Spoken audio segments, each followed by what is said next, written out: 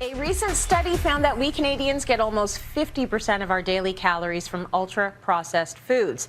Now, here's why that's not good news. The more ultra-processed foods we eat, the higher our chances of developing heart disease. So Andrea is here to share her thoughts on which foods we should eat more of and which ones we should leave on the shelf.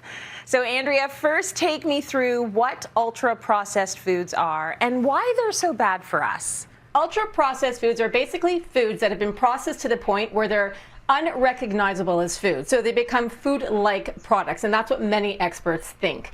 So they use ingredients called the Scary Seven. These are ingredients that have been proven to be harmful to our body.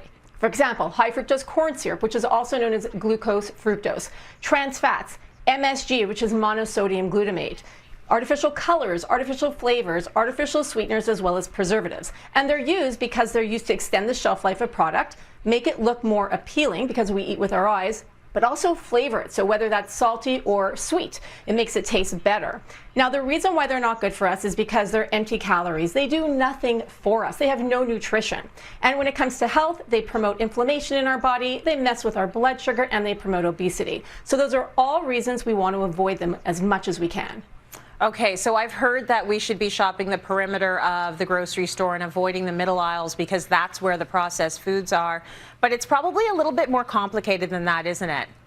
It really is. Not all the products in the middle aisles are harmful for us, which we're going to talk about in a minute. Now, there are three broad categories of food. There's the ultra-processed that we just talked about, there's minimally processed, and then there's unprocessed or whole foods. Now, we want to get the most from these two categories and the least from this one. Now, I see a lot of fresh ingredients on your table. They're making me hungry for lunch. So talk to me a little bit about what you've got.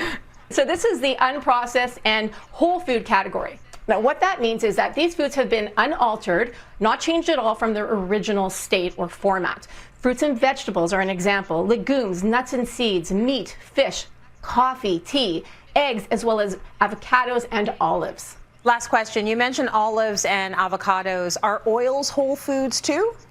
That is such a great question, Tracy. The answer is no. Oils are not considered to be a whole food. That's because they do undergo processing, even if it's minimal.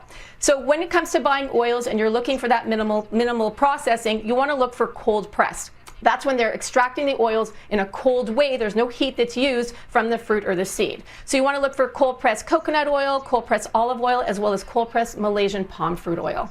So interesting.